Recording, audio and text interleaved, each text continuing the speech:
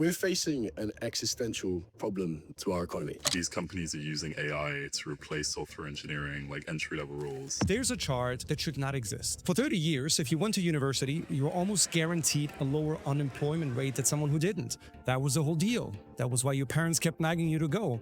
That was why you took on the debt. But today, that gap almost completely closed for the first time in modern history. If you're a graduate aged 20 to 24 in the United States, your unemployment rate is 6.2%. More than half of recent graduates are working in jobs that didn't require a degree at all, stocking shelves or waiting tables. Now, every headline points to the same villain. Artificial intelligence has made the job market for young people increasingly difficult to access. I've spent the last years advising on AI labor policy, and actually the data that I will show you tells a much weirder story.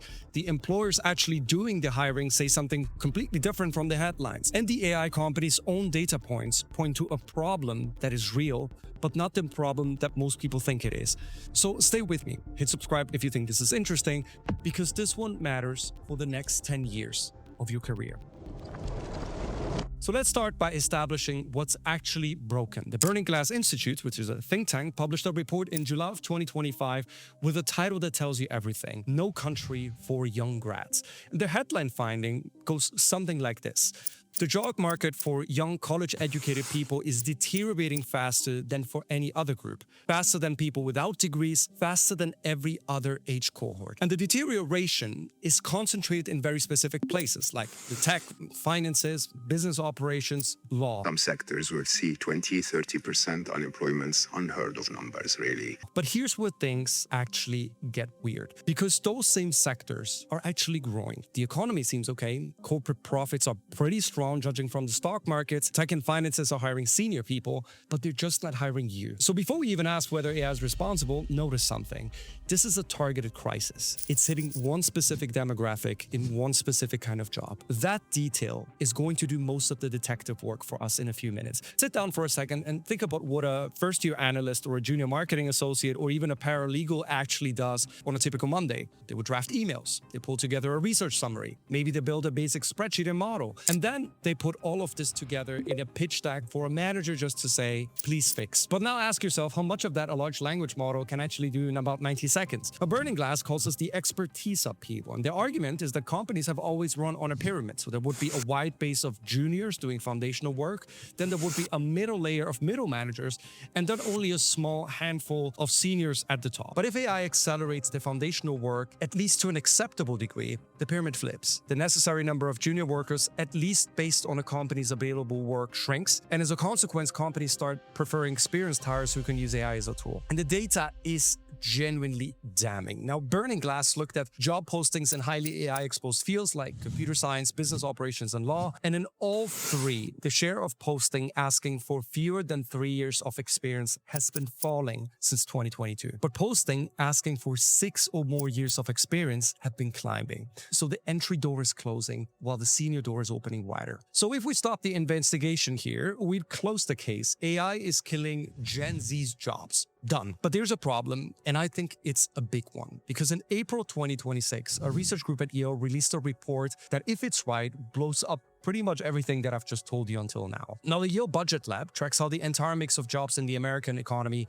changes over time. They have data going back decades, and it did something that I think is pretty clever. They asked, has the labor market changed faster since AI language models have been released compared to previous waves of disruptive technology? So they compared the period after the AI boom to 2 earlier moments. So the rise of the internet in the late 1990s and the spread of personal computers in the 1980s. They also compared it to a control period where there was essentially no major tech shock. Now, you'd expect, if AI is generally rewriting the economy, to at least see a clear acceleration or at least some sign that the ground has moved. But what they found is almost nothing. The job mix is changing slightly faster than the control period, but still well within historical norms. It's slower than the personal computer era and actually pretty similar to the internet era. And here's the part that I had to read 3 times to actually believe it. The shift in the job mix was already happening in 2021. That is before ChatGPT even existed. Now, workers and occupations most exposed to AI are not getting laid off at higher rates. People in those jobs are not staying unemployed longer. In fact, the proportion of unemployed workers who who came from AI-exposed occupations hasn't even meaningfully changed since 2023.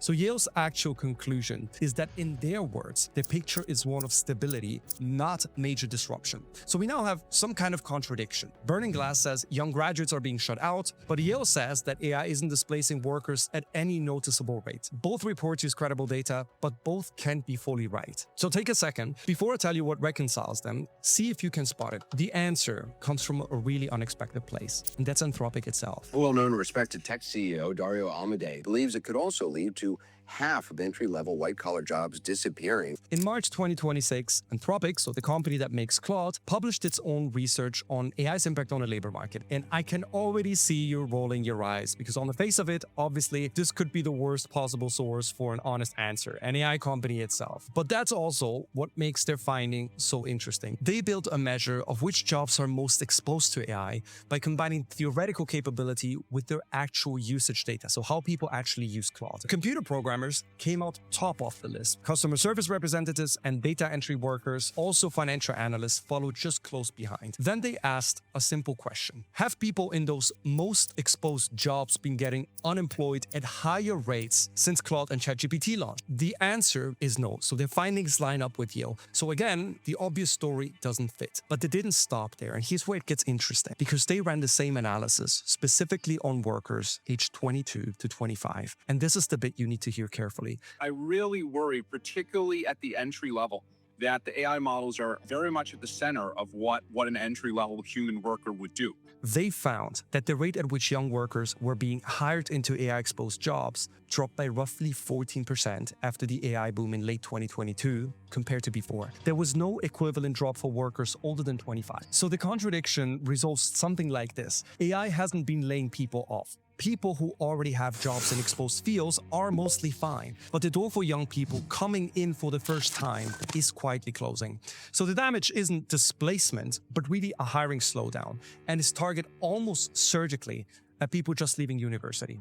Now look back at what we said in segment 1, because this crisis is concentrated in graduates entering tech, finance, and white-collar fields. Anthropic's data, the Yale data, the Burning Glass data all line up if you understand it this way. So what's actually happened? Three forces are currently working together, and they were all in motion before any of us had even actually heard ChatGPT. So the first is what economists call the lean growth model. Look at white-collar sectors in the US. Real GDP in those sectors has kept climbing steadily since 2020. But employment in those same sectors has basically flatlined. That's not normal, because for decades, output and employment moved pretty much hand in hand. Now companies are growing without growing in headcount. They got forced into skeleton crew operations during COVID, they invested in automation to cope, and a lot of them noticed the work still got done. If you were a consultant, the first thing you're going to be asked to do is to go into a company and make savings. And the first way you're going to make savings as a consultant for another company is to suggest they use more AI. So essentially, they just didn't fully restaff. AI simply gave them a tool to keep holding it, because when a senior staffer can use Claude or ChatGPT to draft documents, summarize research, and clean up spreadsheets,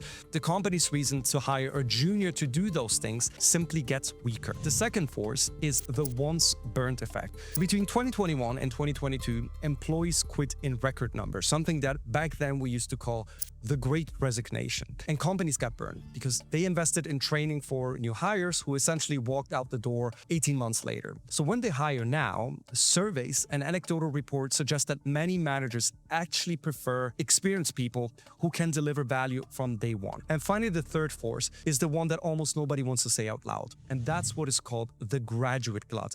More young people than ever are going to university. Burning Glass projects between 7 and 11 million more college-educated working-age adults in the US by 2034. And at the same time, they feel like their education is antiquated because it is not keeping up with the speed of this new technology. And if you add these things together, the story almost writes itself. So companies have learned to grow leaner, employees prefer experienced hires, and there are more graduates than ever competing for fewer entry points. In all of that, AI walks in just as that squeeze is happening, and it gives companies the tool that makes the squeeze permanent. So here's the honest verdict. AI, at least for now, isn't a job murderer. It isn't quite the alibi either, but it's more like the gateway driver. So the crime was already in motion, and AI is the thing helping it actually get away. Here's why this matters for what you do next. If AI was eating your career outright, your only option would essentially be to flee. Pick a sector AI can touch, hide. But hiring slowdowns work kind of differently from displacement. They're a problem of competition, and competition has levers that you can pull. Now, these are not silver bullets, but based on all the available evidence, they could be a starting point. So lever one is show evidence, not just credentials. Anthropic data is pretty clear that hiring is slowing into entry-level exposed AI roles, but companies aren't shutting them off entirely. They're simply being pickier. The graduates who are going to get those jobs are the ones who can show what they've actually built, not just the books that they've read. So side projects, contract work, a portfolio, a GitHub, anything that lets a hiring manager skip the "are they ready" question. Lever two is the skills employers are asking for have shifted. The Institute for Student Employers asked 30 organizations what would matter more as roles evolve. The top of the list, and I think that's pretty telling, is critical thinking, then communication and interpersonal skills, and only then AI and data literacy, then adaptability, then emotional intelligence. So the one technical skill, AI literacy, which is what we're trying to do on this channel, is only third. Everything else is human. So your edge isn't competing with AI on speed, but really it's competing with everyone else on judgment in environments where AI handles the boring stuff. Lever three, get fluent in AI tools fast. The World Economic Forum found that only about half of Gen Z entry-level workers have used generative AI at work in the past years. Half. If you're in that half, you're already behind people who use these tools daily to learn faster, build faster, and produce more. And no, this doesn't mean you give an AI chatbot all of your work. You just have to be fluent. Treat it like a tool for widening your experimentation and creativity. So is AI to blame for the Gen Z job crisis? Mostly no. Partly yes. The structural shifts eating entry-level work are bigger and older than ChatGPT, but AI is the thing that lets companies execute on them. The actual harm shows up not as people losing jobs, but really as young people not getting hired in the first place. That's a different problem, and it has a different set of solutions. If this changed how you see the situation, consider subscribing. We also made a separate video in which we provide a no-nonsense advice on AI and jobs. You can see it over here, so have a look at it. Maybe you'll find something interesting. But let me know in the comment section, is the impact of AI on jobs something that you are already experiencing? I'll be curious to know, and I'll see you in the next one.